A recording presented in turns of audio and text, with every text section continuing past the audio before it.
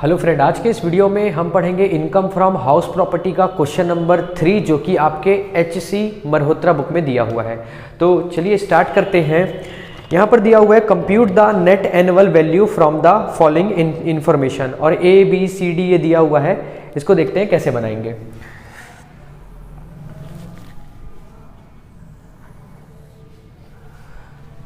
आप कुछ इस तरीके से लाइन खींचेंगे। यहां पर आएगा A, ये B,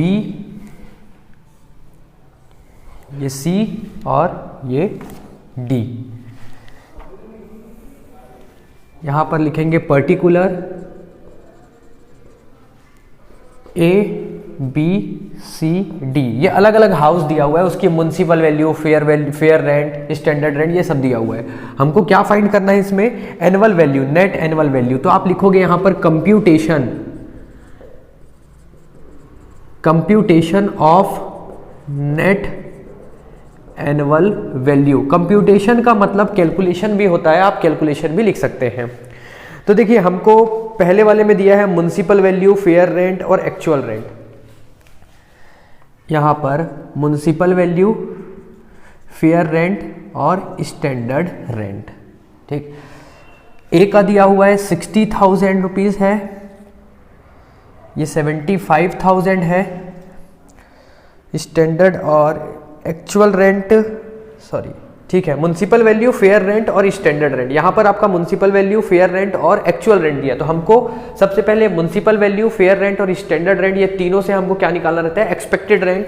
और एक्सपेक्टेड रेंट और एक्चुअल रेंट दोनों में से जो ज्यादा होता है वही क्या कहलाता है? GAV। GAV के बाद हम माइनस करते हैं म्युनिसिपल टैक्स। म्युनिसिपल टैक्स जैसे ही माइनस करेंगे तो नेट एनुअल वैल्यू आ जाता है। तो यहां पर सबसे पहले ऊपर में लिखेंगे म्युनिसिपल वैल्यू, फेयर रेंट और स्टैंडर्ड रेंट।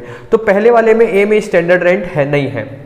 सेकंड की बात करूं तो यहां पर है 48,000 है म्युनिसिपल वैल्यू, फेयर रेंट है 60,000 रुपीज, स्टैंडर्ड रेंट है 72,000 रुपीज। सी का 36,000 municipal value, fair rent 45,000 rupees, standard rent है 42,000 रुपीज। डी का है 96,000 म्युनिसिपल वैल्यू है, फेयर रेंट है 1,16,000, स्टैंडर्ड रेंट है 1,15,000 रुपीज। ठीक है। अब यहां पे हमको क्या निकालना है? एक्सपेक्टेड रेंट निकालना है, एक्सपेक्टेड रेंट। तो यहां पर एक लाइन खींच देता हूं और यहां पर लिख देता हूं एक्सपेक्टेड रेंट। Expected rent. और ये एक्सपेक्टेड रेंट कैसे निकलता है? तो म्युनिसिपल वैल्यू और fair rent whichever is more but not more than standard rent. मतलब म्युनिसिपल वैल्यू और फेयर रेंट दोनों में से अधिक हो, ज्यादा हो, लेकिन स्टैंडर्ड रेंट से ज्यादा ना हो। अगर तो देखिए, हाउस ए में 60,000 म्युनिसिपल वैल्यू है, फेयर रेंट है 75,000 रुपीज। स्टैंडर्ड रेंट नहीं दिया हुआ है, मतलब कि ये जो हाउस 1 है, वो हाउस ए जो है वो आपका रेंट कंट्रोल एक्ट के तहत नहीं आता, इसलिए स्टैंडर्ड रेंट नहीं दिया। तो आप इन दोनों में से ही कंपेयर करोगे। तो इन दोनों में से जो ज्यादा है, क्या कौन सा है? 75। तो 75,000 ही क्या हो जाएगा? एक्सपेक्टेड रेंट बन जाएगा। सेकंड में देखते हैं म्युनिसिपल वैल्यू और फेयर रेंट दोनों में से जो ज्यादा है, तो 60,000 ज्यादा है, लेकिन स्टैंडर्ड रेंट से ज्यादा नहीं होना चाहिए। तो ठीक है, स्टैंडर्ड रेंट तो 72 है, 72,000 से ये कम है, इस वजह से 60,000 ही क्या हो जाएगा? एक्सपेक्टेड रेंट हो जाएगा।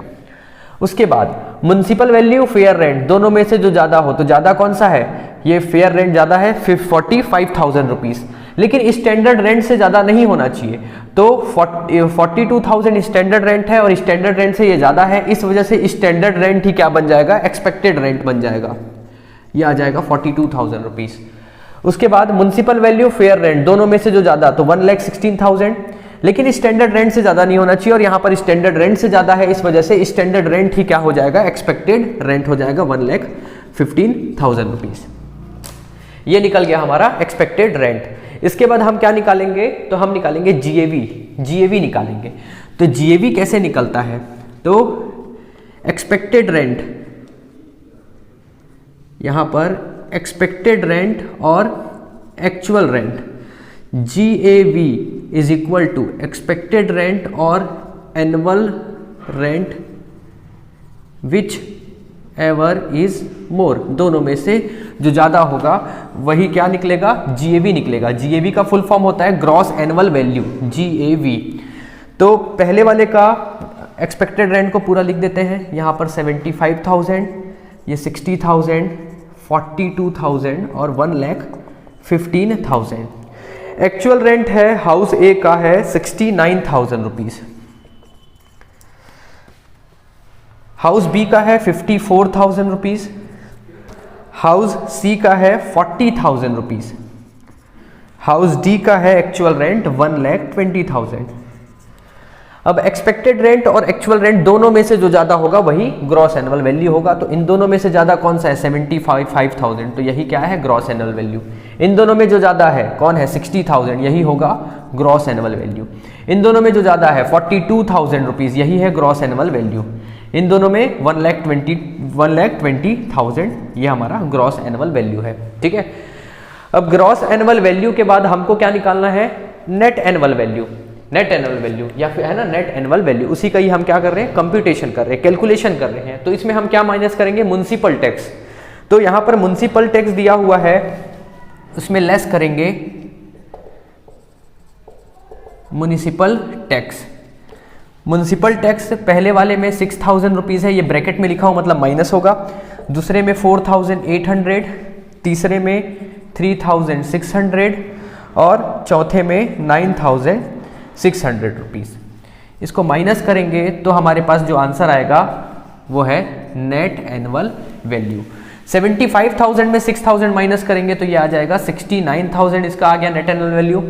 उसके बाद 60,000 में हम 4,800 माइनस करेंगे तो ये हमारा आएगा 60,000 में 55,200 रुपीज़, ये नेट एनुअल वैल्यू। इसमें 3,600 माइनस करना है तो ये हो जाएगा 38,400 और इसमें 9,600, तो 1,10,400 ये इसका नेट एनुअल वैल्यू। ठीक है, चलिए नेक्स्ट क्वेश्चन करते हैं। क्वेश्चन नंबर 4 को समझने से पहले हम इसको समझते हैं जो आपकी स्क्रीन में दिख रहा है, अनरियलाइज्ड रेंट, मतलब कि ऐसा रेंट जो हमको किरायादार नहीं दिया हुआ है। हो सकता है 12 महीने में हमको 8 महीने का किराया दिया हो और वो 4 महीने का किराया नहीं दिया हो, तो ऐसे किराए को, ऐसे रेंट को क्या बोलते हैं, अनरियलाइज्ड रेंट। ये बताता है सेक्शन 23(1) में। तो यहाँ पर लिखा हुआ है unrealised rent is not included in actual rent.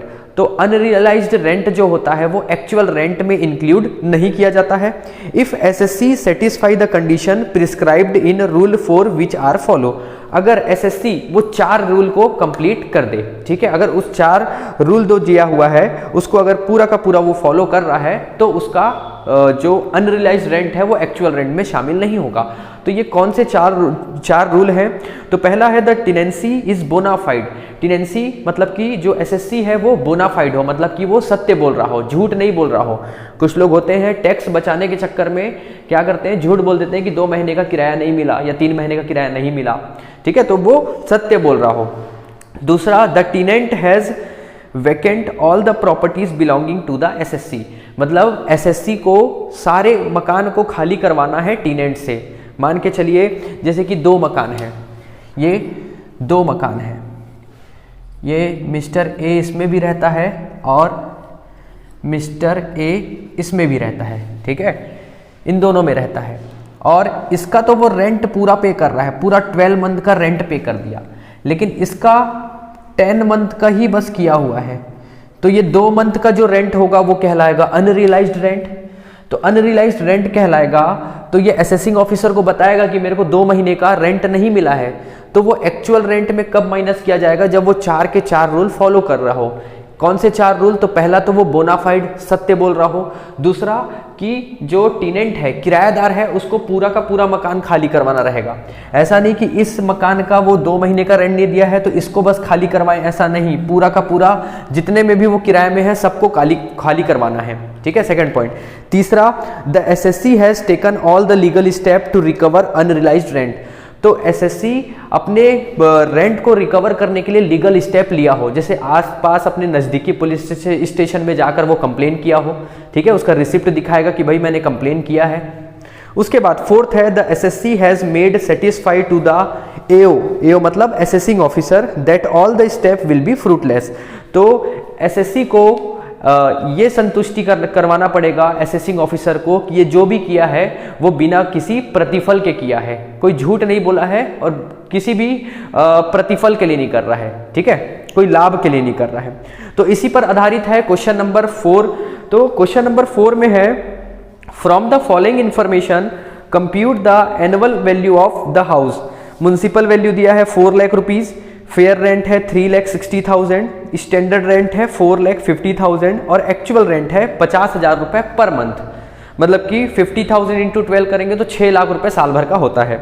और बाकी आपका ये municipal value, fair rent, standard rent ये सब है जो आपका एनुअली दिया हुआ है। उसके बाद नीचे बोल रहा है, building remain vacant for 2 month during the previous year. Previous year में क्या था, 2 महीने वैकेंट था। अनरियलाइज्ड रेंट अलग होता है, वैकेंट अलग होता है। वैकेंट मतलब कि 2 महीने तक के वो खाली था, ठीक। उसके बाद unrealised rent ₹50,000 condition of rule 4 are satisfy. मतलब जो कंडीशन दिया हुआ है रूल 4 जो है वो 4 नियम है, रूल 4 में 4 कंडीशन दिए हुए हैं, उसको पूरा का पूरा सेटिस्फाई कर रहा है। तो जब अगर वो सेटिस्फाई करेगा तो हम क्या करेंगे, उसका जो एक्चुअल रेंट रहेगा उसमें हम अनरियलाइज्ड रेंट को माइनस कर देते हैं। तो यहां पर ये फुलफिल कर रहा है, लिखा हुआ है। और municipal tax paid by the owner 25,000 and by the tenant 25,000। तो यहां पर म्युनिसिपल टैक्स ओनर पे कर रहा है 25,000 और किराएदार भी 25,000 रुपए पे कर रहा है। देखिए म्युनिसिपल टैक्स को कैसे माइनस किया जाता है, तो पेड बेसिस में माइनस किया जाता है। पेड बेसिस का मतलब ये होता है कि अगर आप उसी साल का म्युनिसिपल टैक्स कर रहे हो, टैक्स पे कर रहे हो तो वो माइनस हो जाएगा। 10 साल का एक साथ आप उसी साल कर रहे हो प्रीवियस ईयर में, तो पूरा का पूरा 10 साल का जो म्युनिसिपल टैक्स है वो पूरा का पूरा उसमें आपके एनुअल वैल्यू में माइनस हो जाएगा। अगर आप नहीं कर रहे हो तो माइनस नहीं होगा। मतलब कि म्युनिसिपल टैक्स पहला तो पेड बेसिस में होता है, जितना आप पे करोगे उतना माइनस होगा। दूसरा ओनर करना चाहिए, ओनर जो करेगा वही माइनस होगा। यहाँ पर 25,000 टेनेंट और 25,000 ओनर किया है, तो ओनर मतलब कि एसएससी, जो एसएससी किया है 25,000 रुपए वही बस माइनस होगा। तो आइए चलिए बनाते हैं। यहाँ पर लिखेंगे municipal value, fair rent, standard rent. यहाँ से निकलेगा एक्सपेक्टेड रेंट। म्युनिसिपल वैल्यू और fair rent whichever is more but not more than standard rent, ठीक है। म्युनिसिपल वैल्यू यहां दिया हुआ है 4 लाख रुपीज, फेयर रेंट दिया हुआ है 3,60,000 रुपीज और स्टैंडर्ड रेंट दिया हुआ है 4,50,000 रुपीज। तो म्युनिसिपल वैल्यू और फेयर रेंट दोनों में से जो ज्यादा, तो ज्यादा कौन है, म्युनिसिपल वैल्यू है 4 लाख रुपए। लेकिन स्टैंडर्ड रेंट से वो कम होना चाहिए, स्टैंडर्ड रेंट से ज्यादा नहीं होना चाहिए। तो स्टैंडर्ड रेंट से वो कम है, इसलिए एक्सपेक्टेड रेंट हो जाएगा 4 लाख रुपीज। उसके बाद हम निकालेंगे GAV, gross annual value, GAV निकलेगा एक्सपेक्टेड रेंट और एक्चुअल रेंट से। एक्सपेक्टेड रेंट तो हमारा 4 लाख रुपीज है और एक्चुअल रेंट, तो यहां पर देखना एक्चुअल रेंट कितना है, 50,000 रुपीज पर मंथ है। 50,000 रुपीज पर मंथ है, इसको इंटू करेंगे 10 से तो ये आ जाएगा 5 लाख। इसको 10 से इंटू इसलिए किया जा रहा है क्योंकि 2 महीने मकान खाली था, वैकेंट था, उसमें रेंट नहीं आया था। मतलब 50,000 का 10 महीने का 5 लाख रुपए ही रेंट आया। भाई जितना रेंट आएगा उतना ही तो टैक्स लगेगा। तो 50,000 का 10 महीने के हिसाब से 5 लाख रुपए क्या हो रहा है, एक्चुअल रेंट हो रहा है। अब इन दोनों में से जो ज़्यादा है, तो इन दोनों में से ज़्यादा कौन सा है? एक्चुअल रेंट है। तो आप GAV लिखेंगे 50,000 रुपीज़। क्लियर है ये? Sorry 5 lakh rupees. उसके बाद इसमें लेस करेंगे municipal tax. Municipal tax paid basis पे होता है और दूसरा ओनर अगर पे कर रहा है वही माइनस होगा। तो यहाँ पर ओनर कितना पे कर रहा है? 25,000, तो वही माइनस होगा। ब्रैकेट में लिखेंगे ये 25,000, ब्रैकेट का मतलब है माइनस हो रहा है। उसके बाद अनरियलाइज्ड रेंट। अनरियलाइज्ड रेंट को कब माइनस किया जाता है? जब वो रूल 4 के 4 रूल वो कंप्लीट करे, फॉलो करे। तो यहाँ पर वो फॉलो कर रहा है, इसलिए अनरियलाइज्ड रेंट भी माइनस कर दिया जाएगा। और अनरियलाइज्ड कितना है? तो यहाँ पर दिया है 50,000 रुपये, मतलब 1 महीने का किराया नहीं मिला होगा। देखिए साल में 12 महीना होता है, तो 12 महीने में 2 महीने तो वैकेंट हो गया था, इस वजह से एक्चुअल रेंट में हम माइनस कर दिए थे। 50,000 का 10 महीने के हिसाब से 5 लाख रुपए हो रहा था, जिसमें कि 1 महीने का किराया नहीं मिला है। अनरियलाइज्ड रेंट कितना दिया है? 50,000 रुपये, मतलब 1 महीने का ही अनरियलाइज्ड है और वो फुलफिल कर रहा है सारे कंडीशन, इसलिए 50,000 रुपीज़ को माइनस कर देंगे। और जैसे ही माइनस करेंगे तो यहाँ पर आ जाएगा NAV, नेट एनुअल वैल्यू। तो 5 लाख में ये माइनस करेंगे 75,000, तो नेट एनुअल वैल्यू आएगा 4,25,000। ठीक है। अब आपके मन में एक सवाल होगा कि ये अनरियलाइज्ड रेंट मान के चलिए वो नहीं दिया, कोर्ट हम क्या किए, नज़दीकी स्टेशन में जाकर कंप्लेन कर दिए और कुछ समय बाद वो पैसा देता है 50,000 रुपये, हो सकता है 2-3 साल बाद पैसा दे रहा है। तो जब भी वो पैसा देगा तो क्या करेंगे? इस पर टैक्स लगाएंगे। क्यों लगाएंगे? क्योंकि अभी तो इसको छूट दे दिया गया था क्योंकि उसको किराया नहीं मिला था। जब भी उसको फ्यूचर में ये 50,000 रुपीज़ मिलेगा उस पर टैक्स लगाया जाएगा। ठीक है, चलिए मिलते हैं नेक्स्ट क्वेश्चन में।